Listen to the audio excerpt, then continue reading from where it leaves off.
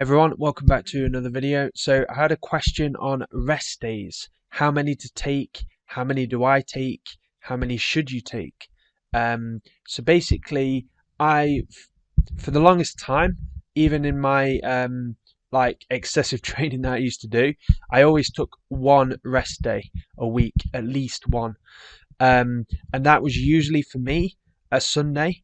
It's not like a religious thing or something, but it was more of a case of I'm just kind of like I guess maybe being English or whatever. I don't know if that may apply for you, but having the kind of mentality of Sundays just kind of like a chill day.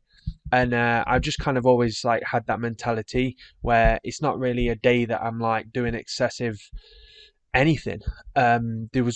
I've never worked on a Sunday in my life. I've never done any I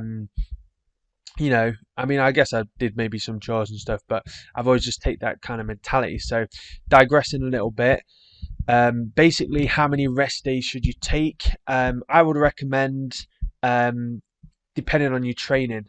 So I mean, I guess really anyone should take at least maybe one day a week. So even if you just walking each day, or you're doing your 9 to 5 job and you perhaps you're commuting there, perhaps that's your exercise. So you're doing your 9 to 5 job and you're commuting to work on the bike. Maybe it's a 30-minute ride there, 30-minute ride back. So you're doing an hour a day, 5 days a week.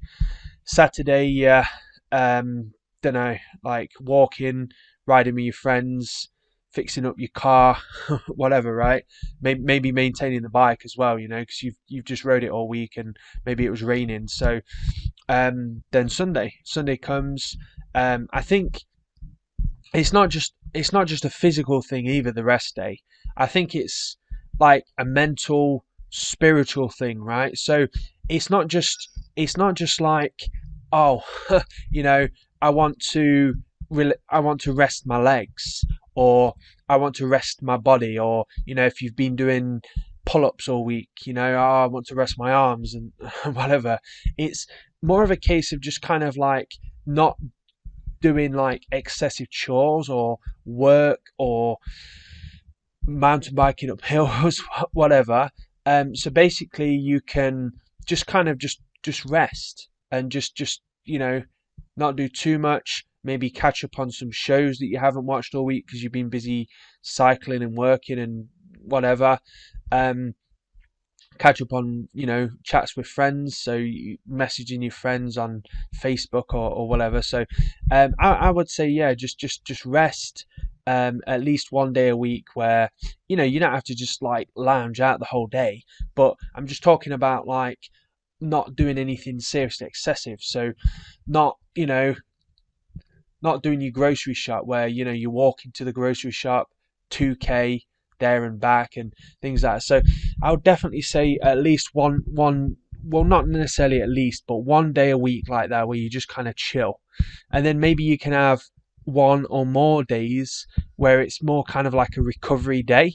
So you're not going like intense on the bike.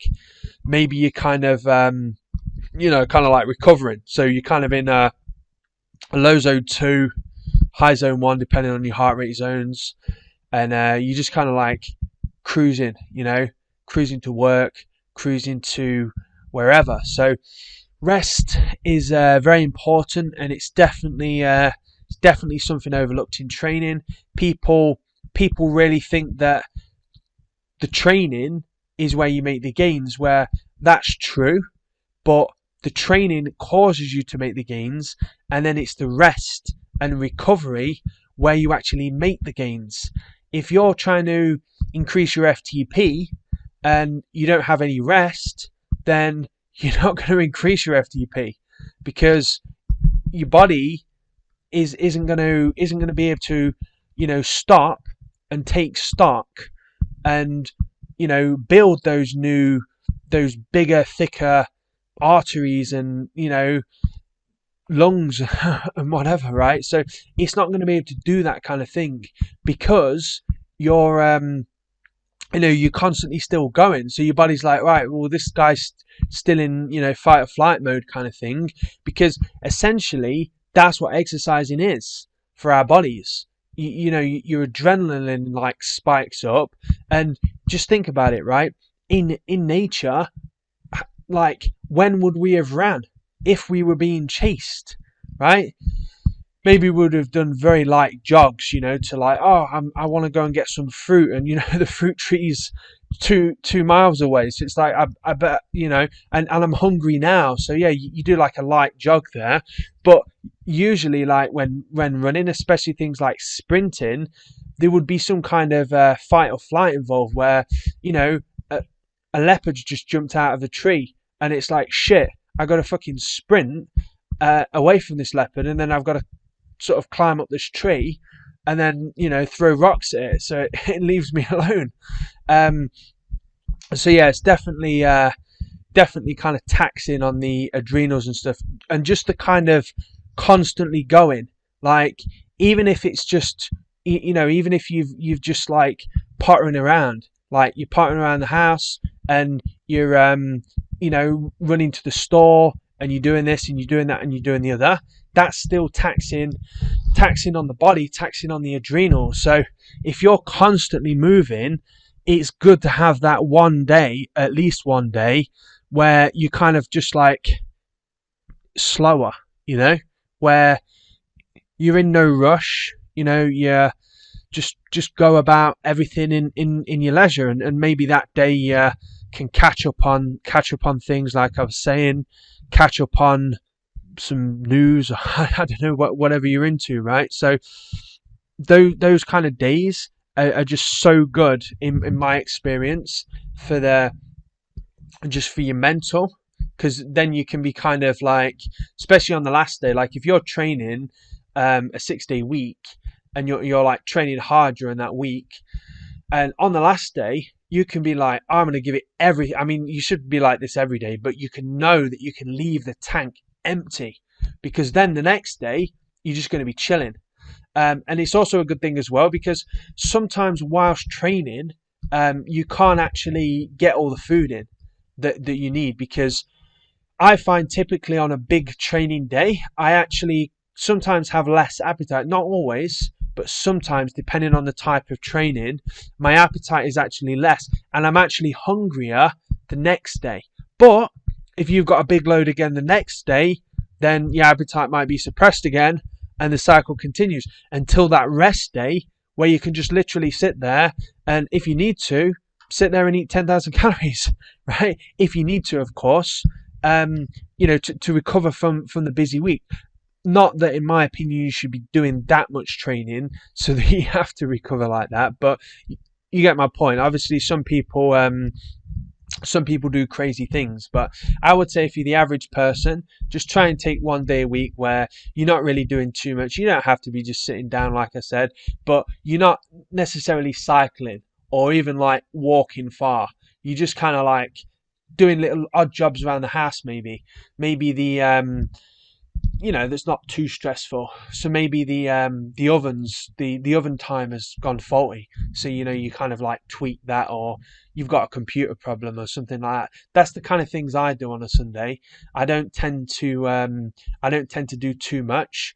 I kind of just do like little odd jobs, like fixing your bike and things like that. That can be perfect.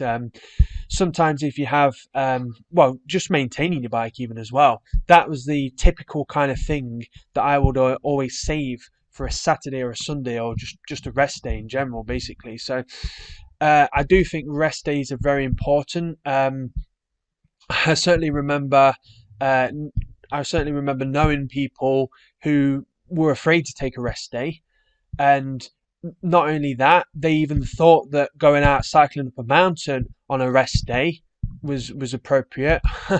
Like, it doesn't matter how fit you are, you're still cycling up a mountain. Like, you're going to be at least probably in zone 2. It's not really rest. You're still riding. You're still in. It's not even active recovery. Like, zone 2 isn't active recovery. Zone 1 is. So really, on the rest day, you want to be going around in zone 1. And that's where your recovery will come from. So that's kind of like walking around very lightly, you know, sitting, doing something at a desk where you're not just sitting there, but you're kind of like chipping away with your hands. Maybe you're fixing a lawnmower or whatever, right? So that would be the kind of thing that I would recommend. I've done this even during 22-hour weeks. If you look back on my Strava, 22-hour, 26-hour weeks, I always took a day off. Always.